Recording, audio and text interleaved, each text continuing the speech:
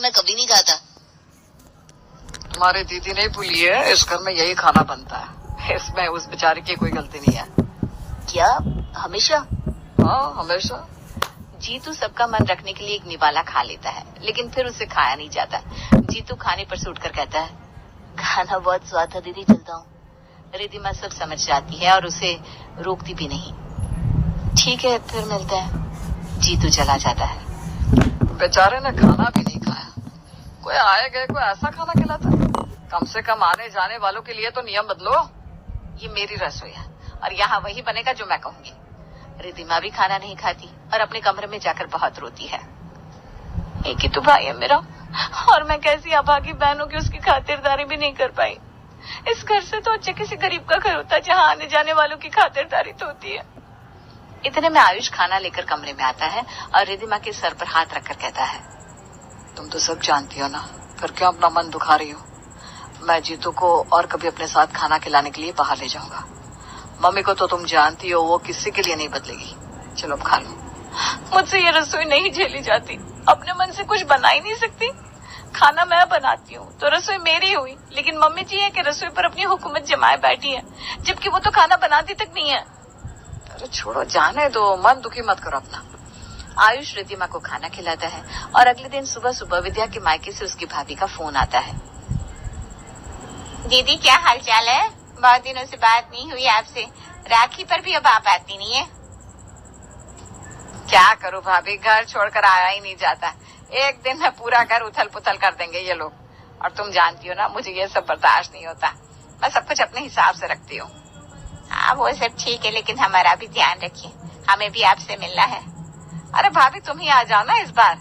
आयुष की शादी में आई थी लास्ट, इसी बहाने बहू के हाथ का खाने को भी मिल जाएगा। हाँ बहू से सेवा करवाने को मेरा भी मन कर रहा है। खा के देखो तो कैसा खाना बनाती है वो। चलिए आओ तब। क्या वहीं से बैठ कर खाओगी? ठीक है दीदी, अगले हफ्ते का प्लान बनाती हूँ।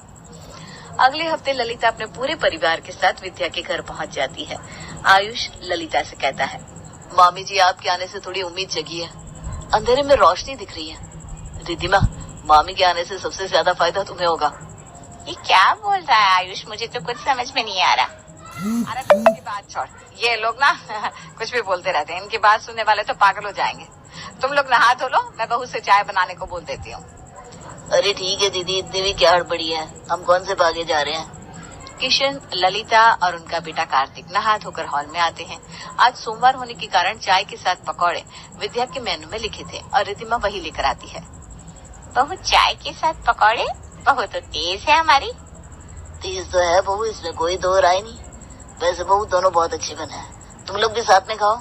नहीं नहीं मामा जी, मेरा मन नहीं है कुछ खाने का। मैं आप लोगों के लिए नाश्ता बनाने जा रही हूँ अभी। ठीक है बहू। वैसे आयुष बहू ने पकौड़े जबरदस्त बनाए। बहू तो रोज एक से एक डिश बनाती होगी। मामा जी, आपकी बहन के राज में ये सब मुमकिन नहीं है। डिश तो देखने को नसीब ही नहीं होता यहाँ। आपके आने की खुशी में शायद कुछ तो चाउमीन मंचूरियन पसंद है। ये तो मम्मी की 99 सब्जियों की रसोई में आता ही नहीं है। आयुष और अनीश, तुम लोग बेफिजूल की बातें मत करो। क्या दीदी आप भी गजब करती हैं, बोलने दीजिए ना, बच्चों को अच्छा लगता है। सब एक साथ बात विचार करे तो घर का माहौल हल्का रहता है। अब रहने दीजिए मामी जी, आपको खुद ही कुछ दिनों में समझ में आ जाएगा। इतने में रिद्धिमा नाश्ता लगा देती है। आप सब लोग नाश्ता कर लीजिए। हाँ बहू, आ रहे हैं आ रहे हैं। सब नाश्ते के टेबल पर आते हैं। रोटी और टिंडे की सब्जी, ये मिलेगा खाने में भाभी? कार्तिक मुंह बना लेता है। भाभी मैं ये टिंडे टुंडे नहीं खाता। पोहे उपमा ऐसा कुछ नहीं बनाती हो क्या आप? Tasty and healthy. भाभी ने बना दिया है ना, तो खा लिया अभी कार्तिक। मम्मी तुम्हें पता है ना, मुझसे ये सब नहीं खाया जाता। कोई नहीं, मैं दोपहर में खा लूंगा। कार्तिक थाली से उठकर जाने लगता है, तभी सुधीर कहता है, चल बच्चे तुम मेरे साथ चल बाजार। सुधीर कार्तिक को समोसे कचौड़ी खिलाता है और इसी बहाने खुद भी खाता है। विद्या को कार्तिक का इस तरह खाने से उठना अच्छा नहीं लगता। फिर दोपहर में रिद्धिमा मेनू चार्ट देखकर रोटी, रायता, सलाद, करेले की सब्जी बनाकर सबको परोसती है।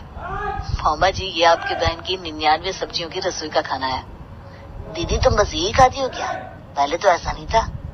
पता है ना करेला सेहत के लिए कितना अच्छा होता है। मुझे सब पता है दीदी, लेकिन कभी कभी तो अच्छा खा सकते हैं। बच्चों तुम दोनों कैसे खाते हो रोज ये सब? और बहू तुम कैसे खाती हो आजकल के जमाने की लड़की होकर? कोई खाता नहीं है, खाना पड़ता है। 99 सब्जियों में से जो आपकी बहन के मेनू चार्ट में सब्जी होगी वही खाने को मिलेगी हमें। बुआ मुझे तो लग रहा है कि मैं घूमने की जगह किसी ट्रेनिंग पर आया हूँ। बेटा हमारी ट्रेनिंग तो कब से चल रही है, जो खत्म होने का नाम ही नहीं ले रही।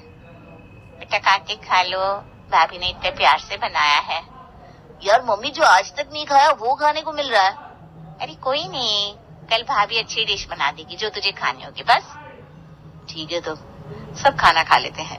रिद्धिमा गैस की स्लेब साफ करते हुए मन ही मन सोचती है, मामी जी ने डिश का तो बोल दिया, लेकिन मम्मी जी बनाने देंगी तब ना।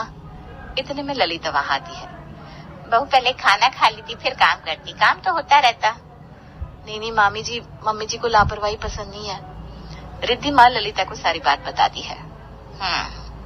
मैं दीदी से बात करती हूँ। रात को रिद्धिमा चावल और आलू दही की सब्जी बनाकर सबको परोस देती है। दीदी रात में दाल चावल कौन भला खाता है? भाभी ये लोग सब रात को ही तो घर पर होते हैं, पूरा टाइम कितनी रोटी खाएंगे, तो मैंने चावल का टाइम रात का कर दिया। तू अपने मर्जी से ये कर रही है? अरे बच्चों से पूछ। क्यों बच्चों, तुम दोनों को चावल रात को पसंद है? मामा जी हमारी पसंद मायने कहाँ रखती है।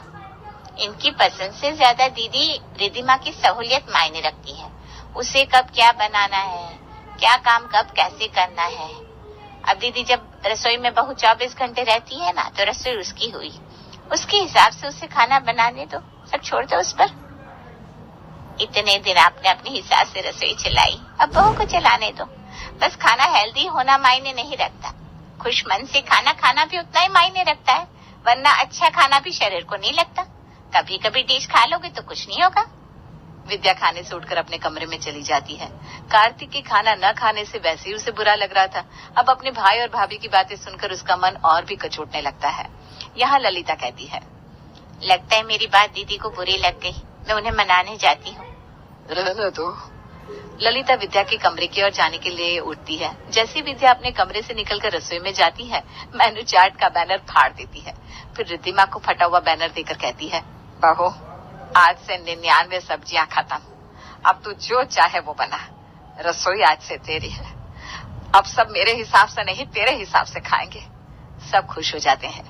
वाह साले साहब, जो आज तक मैं नहीं कर पाया एक दिन में आपने कर दिया।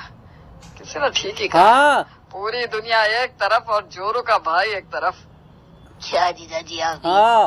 भाभी चाउमीन बना दोगी? हाँ बिल्कुल, अभी बनाती हूँ। रिद्धिमा चाउमीन बनाकर सबको देती है और सब बहुत मजे से खाते हैं। अब रसोई से 99